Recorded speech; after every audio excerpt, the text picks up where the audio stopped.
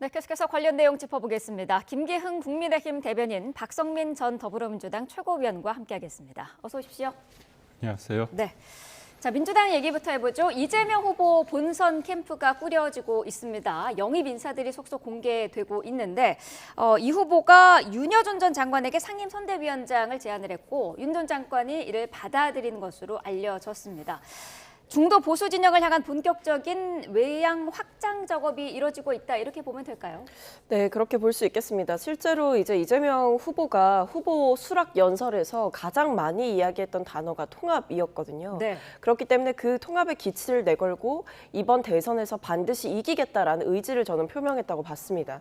지금 상황에서 사실 윤석열 전 대통령의 탄핵 국면을 기점으로 진보 진영은 굉장히 똘똘 뭉쳐 있는 상태이고 네. 결국 어느 선거나 그렇듯이 본선에서 가장 중요한 것은 확장성, 그러니까 중도층과 무당층의 마음을 가져올 수 있어야 되는 것이고, 또 이번 선거 같은 경우에는 특히나 새롭게 생겨난 쉐임 보수층을 잡아야 된다라는 생각이 들거든요. 네. 그러니까 윤석열 전 대통령에 대해서 과거에 지지했을지라도 계엄은 잘못됐고 탄핵은 정당했다라고 주장하는 일부 보수 세력들을 흡수하기 위해서는 어떤 외연 확장을 위한 전폭적인 인사라던가 행보들이 필요한 상황입니다.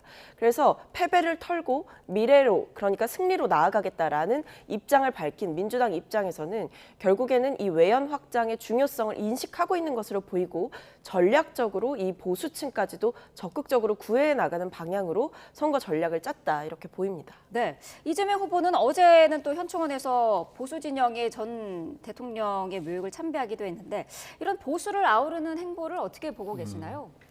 진정성이 있으셨으면 하는 바람이 있습니다. 이재명 후보가 이승만 전 대통령에 대해서 뭐라고 말씀을 하셨냐면 친일 매국 세력의 아버지다. 그리고 또 박정희 전 대통령에 대해서는 인권을 무참하게 밟은 독재자다. 그렇게 말씀을 하시지 않았습니까?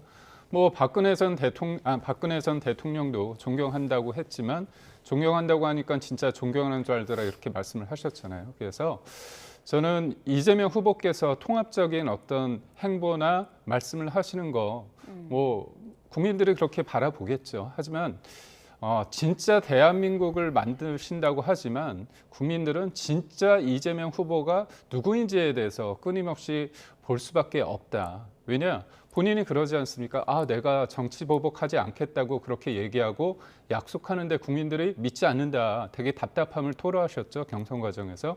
그때 김동연 후보가 뭐라고 말씀하셨냐면 자기도 이렇게 믿지 않는 게 참 안타깝다. 그러면서 신뢰 자산을 쌓아야 한다, 이렇게 얘기를 했어요. 그만큼 정치인의 말이란 건 그냥 입 안에서 나오는 말 자체가 아니라 이제까지 어떻게 본인이 했던 모든 업보라고 볼 수 있습니다. 이제까지의 어떤 삶과 이제까지의 행동, 이 모든 것이기 때문에 통합과 어떤 포용의 언어는 행동의 언어가 뒷받침돼야 된다, 그렇게 생각하고 본인의 행동과 다른 이런 일종의 메시지는 가식의 언어일 수밖에 없다, 이렇게 봅니다. 네. 당내 통합도 신경을 쓰는 것 같은데요. 경쟁자였죠. 김경수 전 지사에게 공동선대위원장직을 제안하는 방안도 당내에서는 검토한 것으로 알려지고 있거든요. 어떻게 보시나요? 네, 그리고 저는 아마 이 김경수 전 지사도 이 본선 과정에서 같이 통합을 위해 역할을 해주실 거라고 생각이 듭니다. 네. 사실 이번 당내 경선 같은 경우에는 정책 중심의 토론이 많이 이루어졌고 서로를 향한 네거티브라든지 어떤 인신공격성 발언들은 사실 거의 없었다라고 볼 수가 있거든요. 그래서 아무리 어떤 이 경선 과정에서 아쉬운 고배를 마신 이 참가자들이 있다라고 하더라도 결국 본선, 그러니까 압도적인 정권 교체를 위해서 힘을 합치겠다라는 것에 대해서는 저는 김경수 전 지사 같은 경우에도 굉장한 의지가 있을 것이다. 그런 면에서 이 통합형 선대위를 꾸려가는 과정에서 당연히 경선을 함께 치렀던 후보들에게 손을 내미는 것은 물론이고 과거 이른바 비명계라고 불렸던 인사들에게도 저는 적극적으로 구애할 필요가 있다. 정말 통합이라는 것을 실현하기 위해서는 결국 1차적인 메시지는 인사를 통해서 보여주는 것이기 때문에 본선 과정에서 다 같이 힘을 합쳐서 이겨나가자라는 이 부분을 인사를 통해서 효과적으로 구현해낸다면 국민들께서도 이 통합이라는 것이 공허한 구호에 그치는 게 아니라 진정성 있는 행보다, 이렇게 보실 것으로 생각이 됩니다. 네, 국민의힘 김상욱 의원을 민주당이 영입하려고 접촉을 하고 있다라는 주장이 나왔습니다. 물론 김 의원은 아직은 탈당을 고려할 수 있는 상황은 아니다라고 입장을 밝히긴 했습니다만은 이런 상황에 대해서 국민의힘에서는 어떻게 보고 계시나요? 김상욱 의원이 본인이 판단을 하겠죠. 국회의원 개개인이 헌법기관이기 때문에 어떤 결정을 하든 존중을 합니다. 하지만 저는 김상욱 의원이 이재명 후보에 대해서 어떤 생각을 할지, 이제까지 말에 대해서 어떻게 볼지, 말의 무게에 대해서 어떻게 볼지를 제일 궁금해하는데 네. 이재명 대표께서 1월, 2월 정도에 이른바 비명계 분들과 통합적인 어떤 행보를 보였습니다. 만나셔가지고 악수도 하시고 사진도 찍고 포옹도 하셨는데요. 그 이후에 곧바로 민주당 강성 지지자들, 개딸 분들이 많이 보는 유튜브에 가셔서 뭐라고 얘기했냐.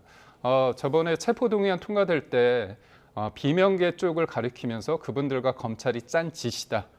증거는 없다. 추측일 뿐이다. 말씀하시면서 폭력 집단과 암 거래하는 이런 세력들이 당에 있으면 되겠느냐. 사실상 뭔가 배제, 제거의 대상으로서 지목을 했습니다. 그 이후에 비명계 분들이 뭐라고 얘기했냐면 나만 바보된 느낌이다. 이런 거를 박용진 전 의원이 얘기를 했는데요.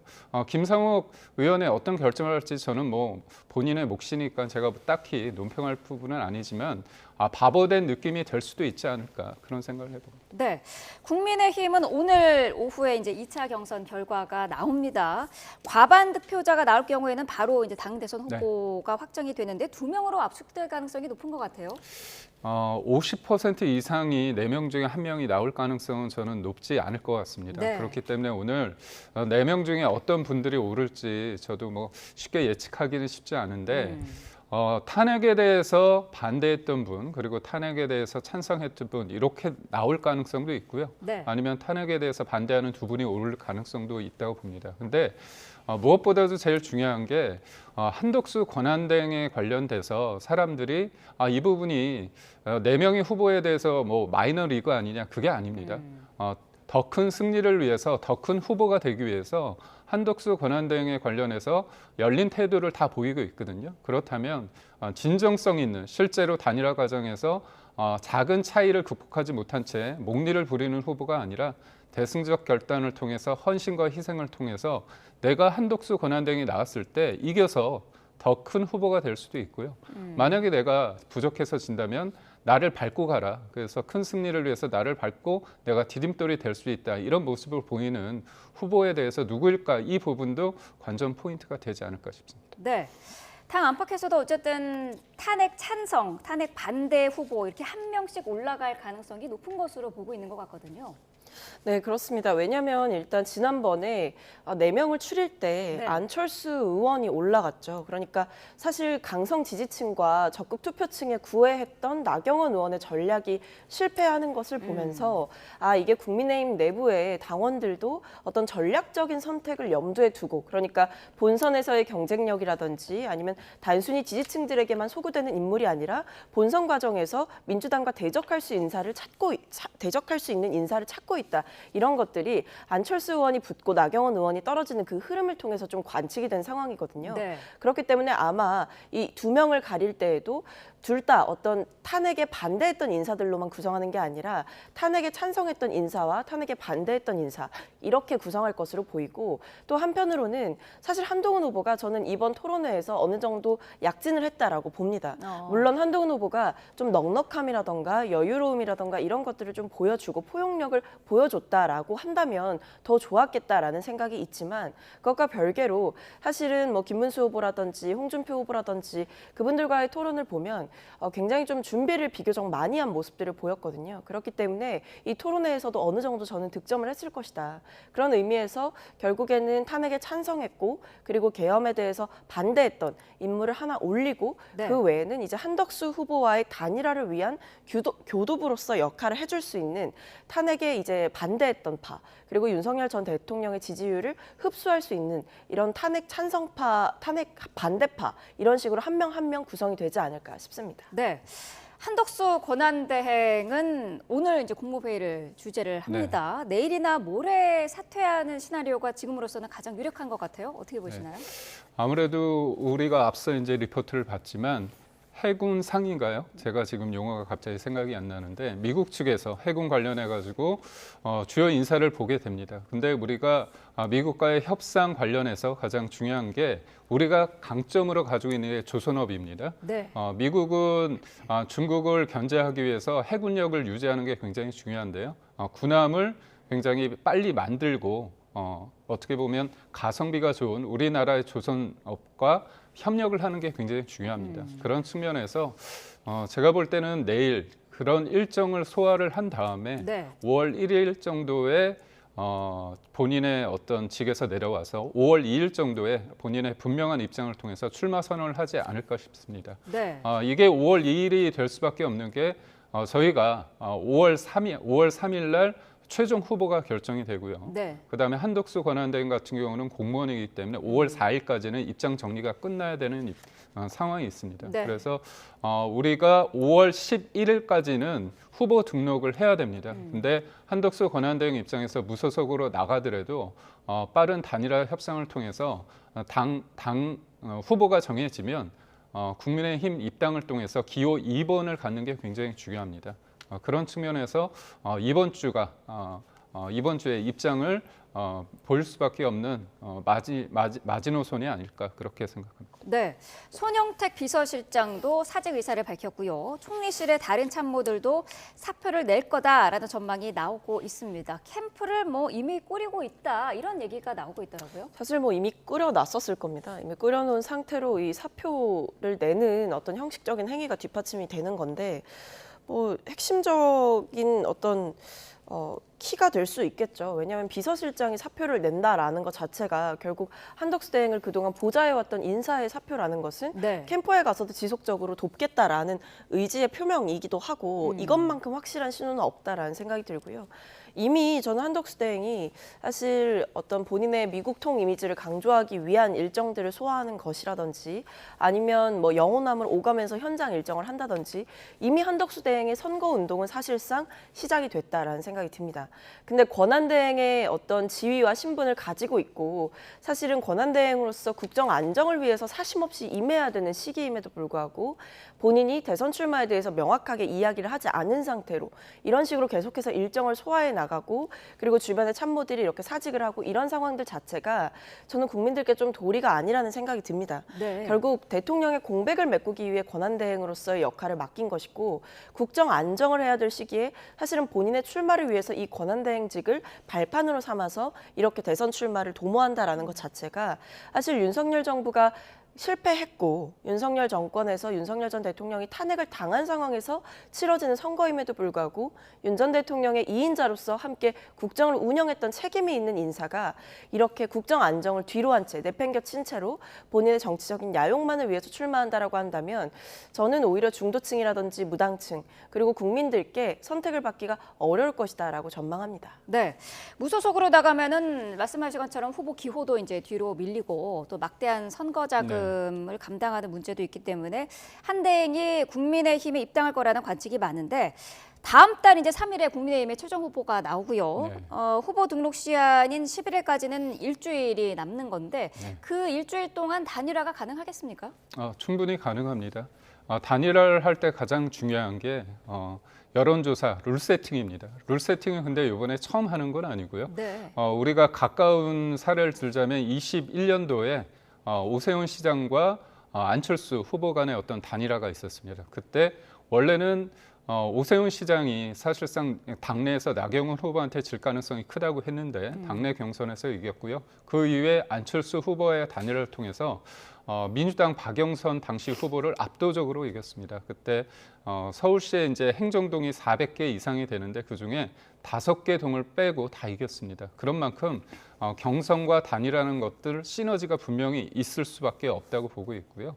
여론조사를 하기 전에 토론회를 한두 번 해야 됩니다. 그렇다면 3일 정도의 그 경선을 통해서 국민의힘 지지자가 정해지면 그 이후에 어떤 협상을 통해서 월요일이나 화요일 정도에 한두 번의 어떤 토론을 하고 네. 수목 정도의 여론조사를 하고 그렇다면 충분히 할 수 있는 물리적 시간이 있고요. 무엇보다도 이 단일화에 대해서 그러니까 국민의힘 당원들이 요구하는 게 굉장히 절대적입니다. 그런 측면에서 어떤 한 후보가 이거에 대해서 내가 막상 경선 1위가 된 다음에 나몰라라거나 어떤 과정에 대해서 미온적일 때 그 사람들의 어떤 그 바람, 그 압박을 견디기 힘들 것이다. 그리고 무엇보다도 단일화를 통해서 본인이 이기면 되는 거 아닙니까? 이거를 패배주의적 어떤 생각을 갖고 내가 한덕수 권한대행한테 왜 지나? 이런 쪽으로 처음부터 이렇게 생각을 하는 거는 제가 볼 때는 적절하지 않다고 봅니다. 네. 자, 국민의힘 상황을 짚어보고 있는데 그런데 이 권영세 비대위원장이 정대철 헌정회장에게 한대행과의 그 단일화를 좀 지원해달라 이렇게 요청했다고 알려지면서 이미 당에서는 물밑에서 이 단일화의 논의가 어느 정도 계속 돼 왔던 거 아니냐 이렇게 경선 후보들 사이에서 불만이 나고 있거든요. 그러니까 경선 후보자분들이 불만을 토로할 수는 있습니다. 네. 그 불만을 제기할 수 있죠. 근데 그 당이라는 거는 한 개인이 경선에서 1등하는 게 중요한 게 아니라 본선에서 우리가 이길 수 있는 여러 가지의 어떤 가능성을 높이는 준비를 하는 게 당의 입장입니다. 그렇다면 빅데이터라는 게 딱 한 명을 염두에 둔 건 아니지 않습니까? 우리가 한덕수 권한대행이 나왔을 때 그분만 생각하는 게 아니라 뭐 이낙연 전 총리도 대상이 될 수도 있고 또 이준석 개혁신당 의원도 될 수 있습니다. 그런 측면에서 이기기 위해서 우리가 절박감을 가지고 여러 가지 시나리오상 당연히 할 수 있는 건데 이 부분에 대해서 도리어 뭐 패배주의다 이렇게 얘기하는 거에 대해서 제가 앞서 말씀드린 것처럼 한덕수 권한대행의 어떤 대결에서 이기면 한덕수 대행을 디딤돌 삼아서 본인의 어떤 몸집이 커질 수밖에 없는 겁니다. 승리의 가능성을 높이는 과정 속에서 이 경선이 있는 거지 내가 한덕수 권한대행의 싸움에서 내가 질 것 같다는 이게 도리어서는 패배주의적 관점이라고 볼 수밖에 없습니다. 네. 자, 이렇게 단일화 빅텐트 논의는 사실 이재명 후보가 당선되는 걸 막자라는 이 큰 틀에서 합의가 지금 있어서 논의가 되고 있는 건데 만약에 국민의힘 후보와 한대행이 단일화를 한다면 어떻습니까? 이재명 후보 입장에서는 좀 위기감이 올 거라고 보시나요? 저는 없을 거라고 봅니다. 왜냐하면 사실 이 한덕수 대행과의 단일화 카드 자체가 저는 여의도의 정치공학적인 계산에 의해서 도출된 결론이라고 생각하지 국민들의 여론이 막 한덕수 대행을 적극적으로 지지하고 있기 때문에 이런 방식으로 가고 있다고는 생각하지 않습니다. 그러니까 국민들의 어떤 생각과 이 감정보다는 사실은 지금 한덕수 대행을 통해서 뭐 단일화를 하자라고 하는 것은 반 이재명이라는 목적 외에 어떤 구체적인 논리적 근거가 없어요. 솔직히 따져보면 한덕수 대행이 저는 사실상 이 공직을 내려놓고 출마를 한다라고 하더라도 어떤 찻잔 속의 태풍에 그칠 가능성이 높다라고 생각을 하거든요. 한덕수 대행은 사실 정치를 하셨던 분도 아니고 평생 동안 그냥 공직 관료로서 임해 오셨던 분이기도 하고요. 동시에 윤석열 전 대통령의 이 파면과 치러지는 선거에서 책임을 피하기도 어려운 근본적인 리스크도 가지고 있고요. 네. 가장 큰 이유는 한덕수 대행에게 독자적인 팬덤이 있나요? 저는 없다고 봅니다. 그리고 중도층과 무당층에게 그렇다면 적극적으로 소구될 수 있는 후보냐? 그렇지 않다고 봅니다. 오히려 국민의힘 내부에서는 지지하는 분들이 좀 있을 수 있어요. 그렇다고 한다면 사실상 국민의힘 내부 경선에 참여해서 경선이 내부에서 한 번 더 치러지는 것과 별반 다를 게 없는 효과이지 않을까. 그런 의미에서 한덕수 대행이 어떤 중도로의 확장성을 가지고 외연 확장에 기여하기보다는 그저 국민의힘 내부에서 나눠먹기를 할 가능성이 높다. 저는 이렇게 보고 있기 때문에 네. 민주당 입장에서는 일단 한덕수 대행이 출마하는 것 자체의 부적절성을 비판을 하는 것이고 그 외에 어떤 전략적인 측면에서 혹은 뭐 대선 과정에서 불이익이 있다든지 이런 쪽으로는 생각하지 않고 있습니다. 네. 말씀하신 부분 그 단일화 문제뿐만 아니라 불법 계엄으로 탄핵당한 윤석열 정부의 2인자라는 꼬리표를 떼는 것도 한덕수 대행의 과제 아니겠습니까? 그러니까 어떻게 보면 대통령이 계엄을 통해서 그 부분에 대해서 헌재가 정치적 책임을 지었습니다. 그래서 파면이 됐습니다. 근데 헌재 결정문에 보면 민주당이 수많은 어떤 탄핵을 통해서 탄핵 심판 제도를 위헌성이나 어떤 위법성을 고려하지 않은 채 정부를 압박하기 위한 하나의 수단으로 썼다. 그런 문제를 제기하고 있습니다. 민주당은 끊임없이 내란 종식 프레임을 통해서 그다음에 한덕수 권한대행을 내란 공범으로 만들려고 하겠죠. 하지만 헌재에서 결정이 났습니다. 언제까지 그런 부분에 대해서 국민들이 동의할 수 있을지에 대해서는 저는 의문이고 무엇보다도 민주당 쪽에서는 딱 그 고민이 있는 것 같아요. 이재명 후보가 아무리 통합을 얘기한들 성장과 경제를 얘기한들 본인의 뭔가 맞지 않는 옷입니다. 하지만 한덕수 권한대행이 됐을 때 경제를 얘기하고 통합을 얘기했을 때 이 사람의 삶의 이력 속에서 진보와 보수를 넘나들면서 인정받고 경제적인 측면, 관세 전쟁에서 누구보다도 다 잘할 수 있는 적격적이다. 이게 바로 시대 정신이라고 할 수 있는 거죠.